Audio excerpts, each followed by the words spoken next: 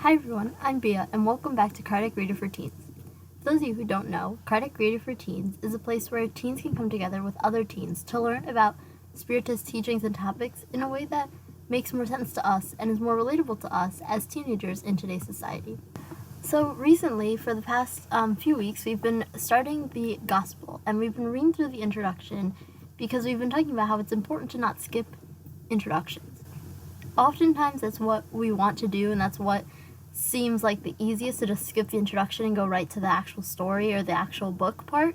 But the introduction is really important because it sets the basis of what's to come in the book. And if we don't have that basic knowledge from the introduction, it's hard to go on to the actual book. And so in the introduction, last week we talked about the different types of people or different vocabulary that they used in the time of Jesus that we don't necessarily use today or know what it is today, or maybe it had a different meaning back then.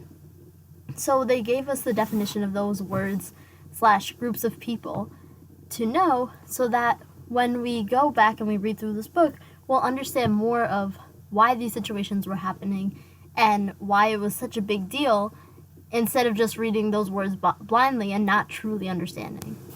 And again, this is just a very brief overview of those things, and I do encourage everyone to go and look further into the history and the background of the time of Jesus, because how this book is laid out, it's giving Jesus' teachings, bringing Jesus' teachings to us, and then explaining them. And some that are unclear, explaining them using Spiritism, and maybe if it's an allegory and if it's a story, the book is showing us what we should really get out of those messages.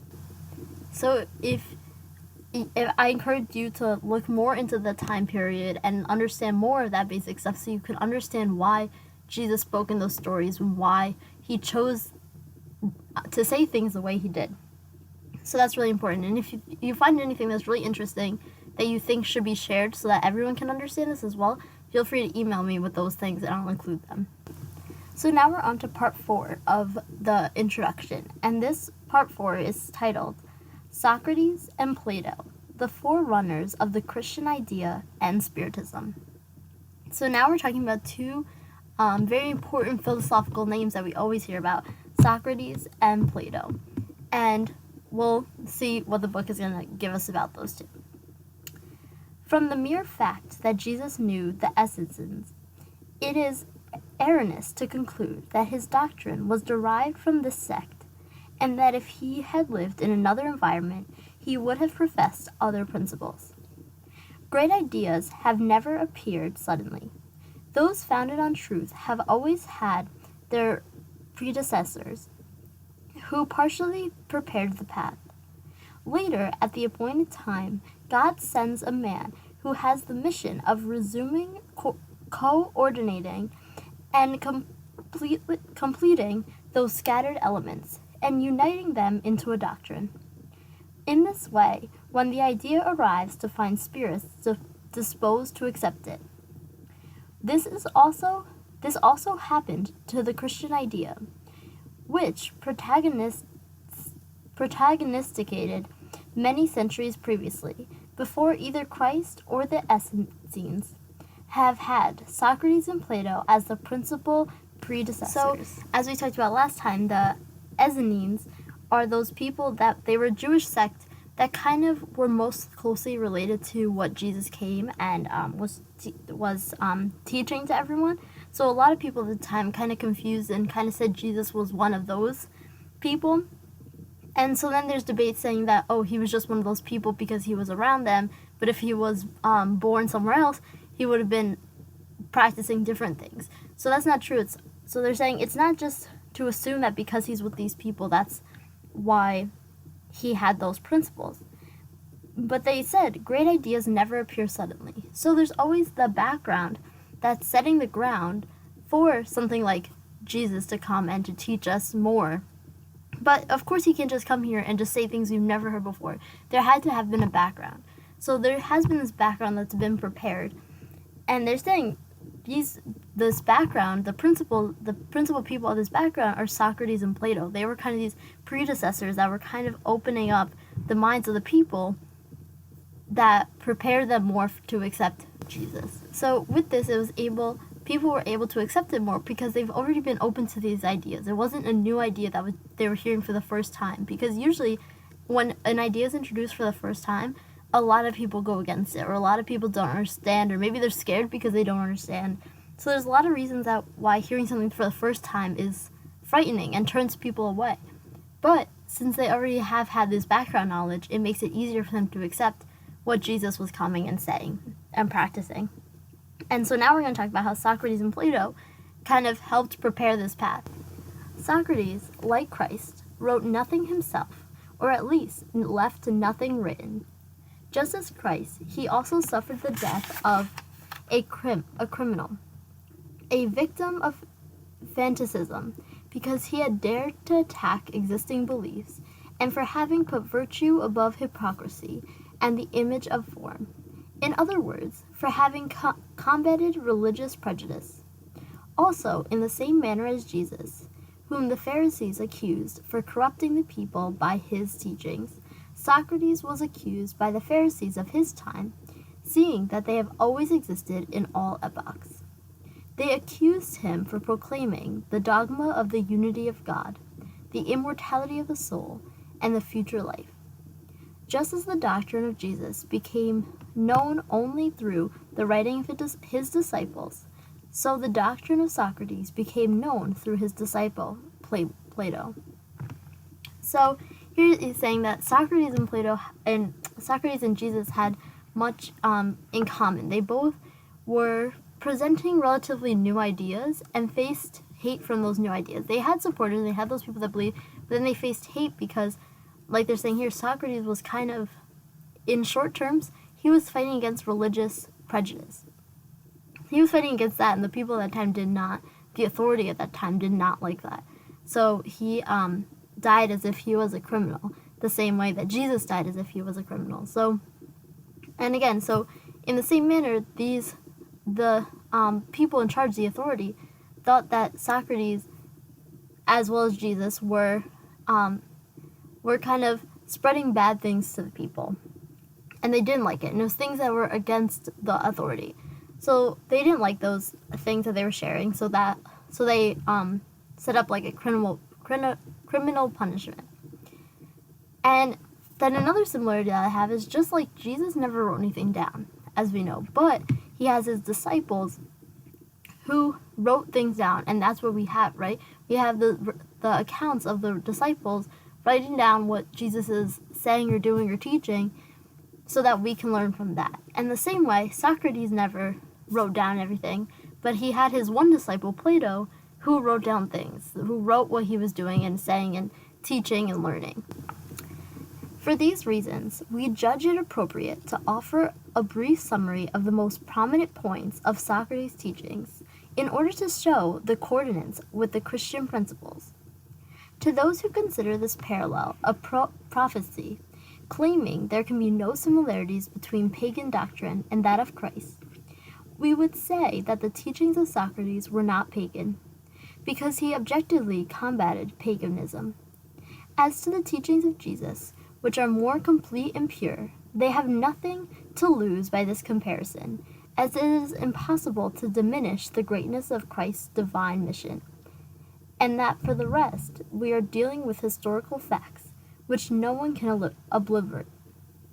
Man has now reached a point where the light emerges from beneath the bushel of its own accord, because he has reached sufficient maturity to be able to meet truth face to face, and it will be worse for those who do not wish to see this. The time has arrived to consider matter in more ample and evolved manner, not from the point of view of narrow and different interests of sex and caste. Moreover, these citations will prove that if Socrates and Plato presented Christian ideas, they also gave us the fundamental principles of Spiritism in their writing.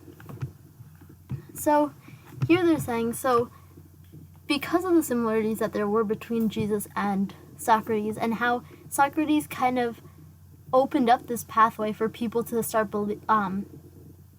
people start thinking in the way that Jesus was going to come in and build off of, They say it's important, and we'll see the next part is to talk about some of the teachings of Socrates and Plato and what they said, and we can see how this relates to what Jesus said and now what we have in Spiritism.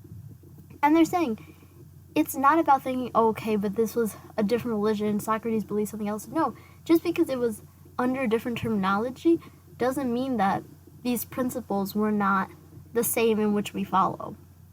Or certain principles are the same in which we follow, or are in accordance with those that we believe in, that we follow.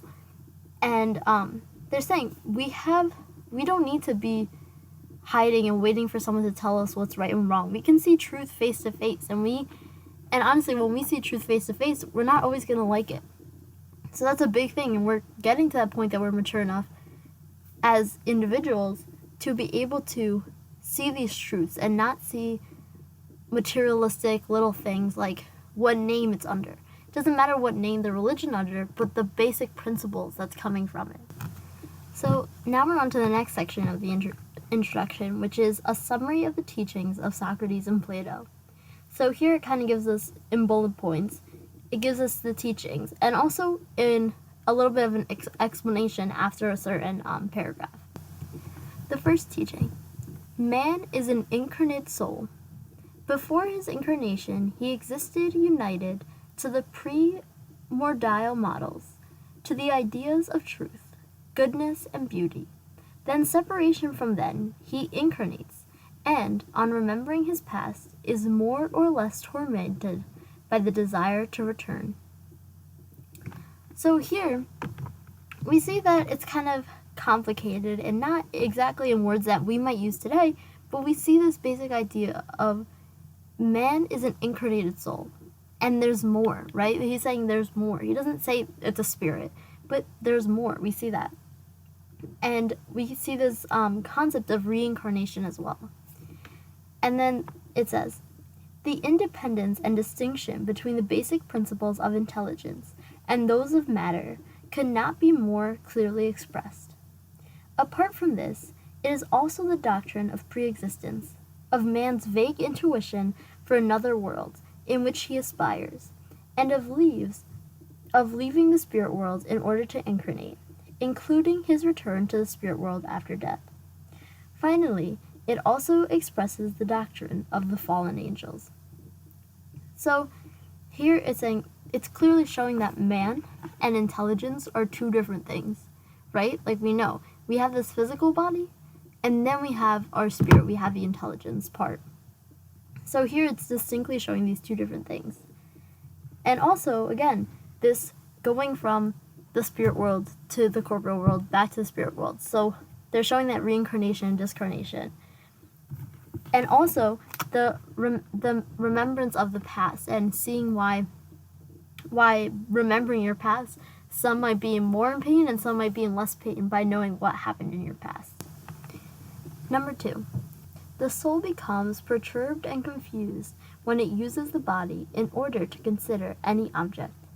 It becomes dizzy as if intoxicated, because it holds on to things which, by their very nature, are subject to change. Whereas, when man contemplates his very essence, he directs himself to that which is pure, eternal, and immortal, and seeing that his soul is of this nature, he remains joined to this state as long as he can. His perturbations then cease, because he is joined to that which is immutable, and this is the state of the soul called wisdom. Thus, the man who considers things in a down-to-earth fashion is only deceiving himself. To see things in their true perspective, he must look up upon them from high above, that is to say, from the spiritual point of view. Those who are in possession of true wisdom, then, must isolate the soul from the body, in order to be able to see with the eyes of the spirit. This is what Spiritism also teaches. And we'll see this again in chapter 2, item 5. So here what he's saying, and this explanation might have made it more clear, is that he's saying that there's a difference between the soul and the physical body, right? And they're saying that we can't just look at things like, oh, like the easy way, down to earth, like only thinking about material things. We need to separate ourselves and like kind of remove ourselves and look at it from kind of an out of body point of view, and look from the spirit point of view of the situations that we're going through in our lives, because we know that the physical body is just like the tool we're using to learn and grow and to have these experiences. But what really matters is that soul, the intelligence. So we need to use that and look above with that and look from the spiritual point of view. And like they're saying here, and isolating that wisdom, right? Looking with that wisdom instead of just trying to look through your physical eyes.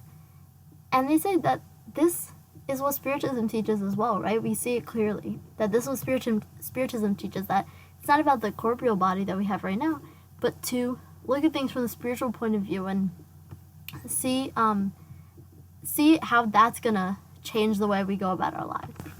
Number 3, while we have our physical body and our soul is immersed in this corruption, we can never possess the objects of our desire, which is truth. In fact, the body stirs up thousands of obstacles due to the necessity we have of caring for it. Moreover, it fills us with desires, appetites, and doubts, 1,000 fancies and foolish things, in such a way that we find it impossible to be wise, even for an instant. But if it is not possible to know anything in its entirety, while the soul remains joined to the body, either we shall never know the truth, or we shall only know it after death. Freedom from the misleading ideas of the body, we hope it will be permissible to talk with men and women who have also been liberated, and so understand for ourselves the essence of things. This is the reason why true philosophers prepare themselves for dying, as death represents nothing to them, and in no way is it to be feared.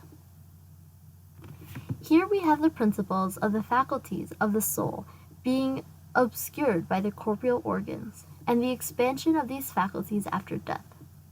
But we are referring to evolved souls who are already purified, because this does not happen to impure spirits. So here he's bringing up the concept of not fearing death, because we know that we're only being, let's say, held back in our physical body, because without this heavy, dense material corporeal body, we could do much more. We could expand much more, but we're being kind of held down and trapped into this. So that's why you're saying, so death, there's no fear in death, because you just know with death comes freedom, comes this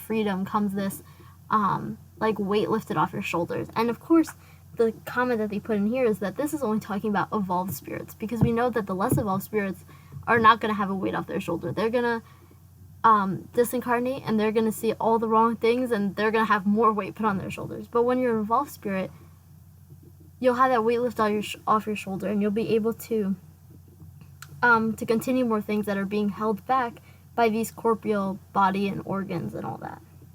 So we see again this concept of not fearing death, because it's not about this corporeal world with this very material dense body, but about the spirit world. 4. The soul in its impure state finds itself oppressed, and is once again attracted to the visible world by the fear of that which is invisible and immaterial. It is a mistake, then, to say that the gloomy ghosts sometimes sees around tombs and monuments must be the souls of those who have left their bodies without being absolutely pure, and so still converse part of their material form, which makes them visible to the human eye. In fact, they are not good but bad souls. Dragging with them the penalties of their first life, and who find themselves forced to wander in such places.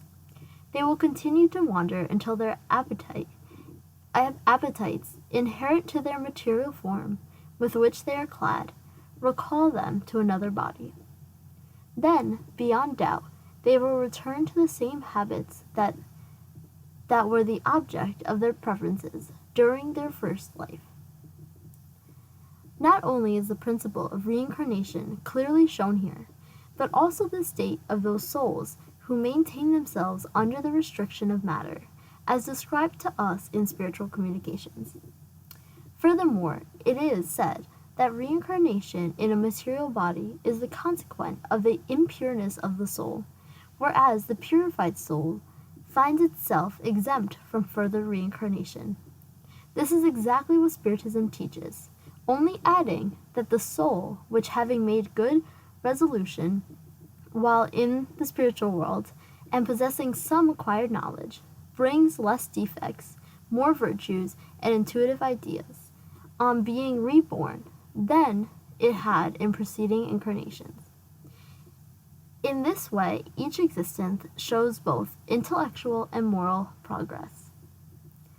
So that explanation kind of said it all, but to quickly sum it up, here in this thing that Socrates is teaching at his time, he was talking about one reincarnation, right? He was talking about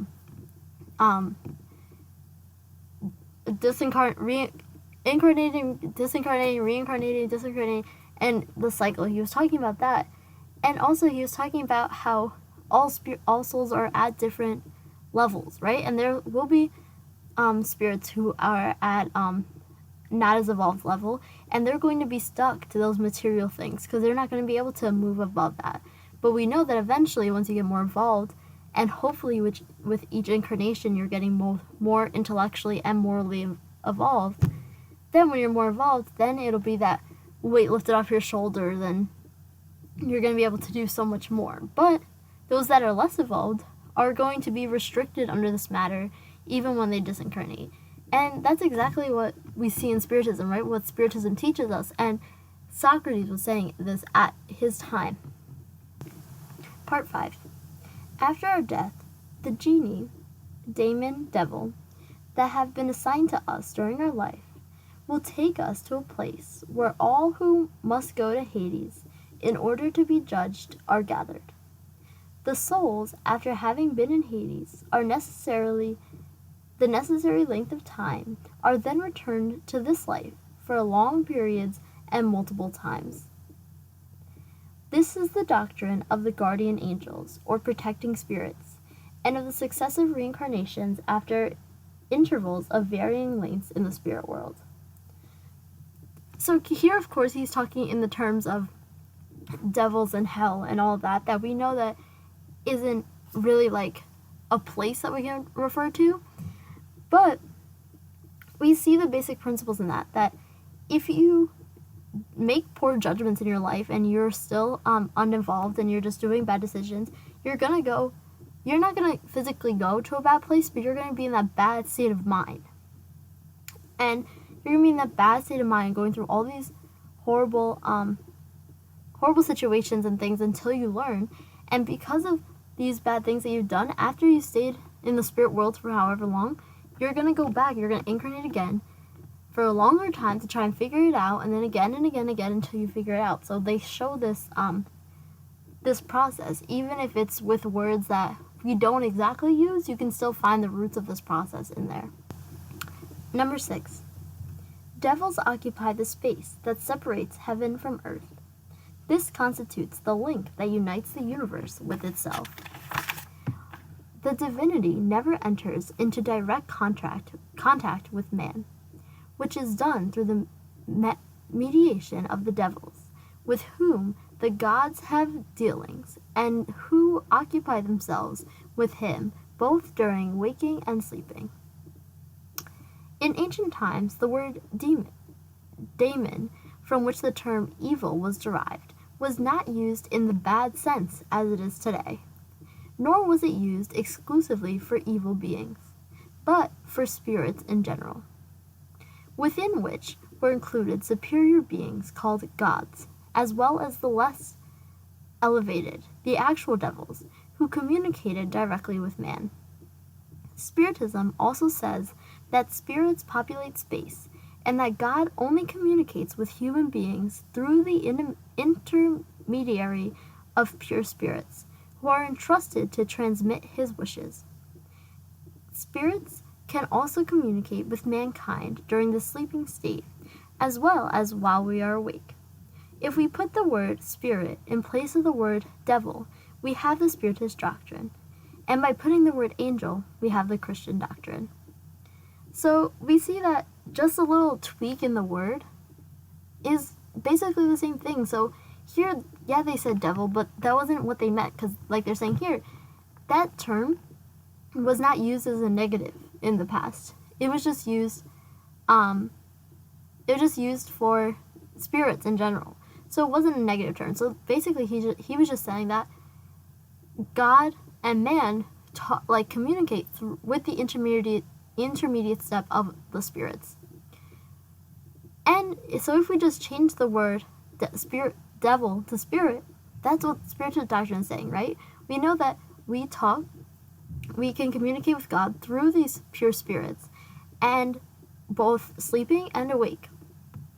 And if we replace that word devil with angels, that's Christianity, right? That's the Christian doctrine. That shows that what they say is that they say they're talking to angels, and the angels are the ones that are connected to God, right? So all these beliefs come down to the same concept. It's just the choice of word that is being used. But if you really look into it, it's all the same meaning. So that's where we'll leave off today, and next week we'll continue with the summaries of Socrates and Plato's teachings to us and how it's similar to Spiritism and Christianity. But before we leave off today, I'd like to read our message from the Daily Book of Positive Quotations by Linda Picone for today's date, April 16th. Life worth living. It's faith in something and enthusiasm for something that makes life worth living.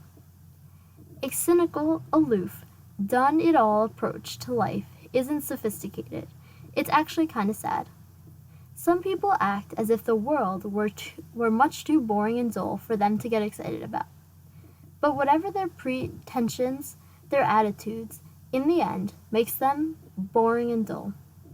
What's the fun in being with someone who can't get excited about anything, who doesn't seem to care about anything? I will allow myself to be enthusiastic about the world, whether others think it's cool or not. If at all you guys have any questions, comments, concerns, anything you feel like we should talk more about the time of Jesus to get a better understanding, feel free to email me at kardecradio4teens@gmail.com, and I'll get back to you right away. I'm Bia, and this has been Kardec Radio for Teens. Thank you all for listening. This has been Kardec Radio for Teens. Thank you all for listening.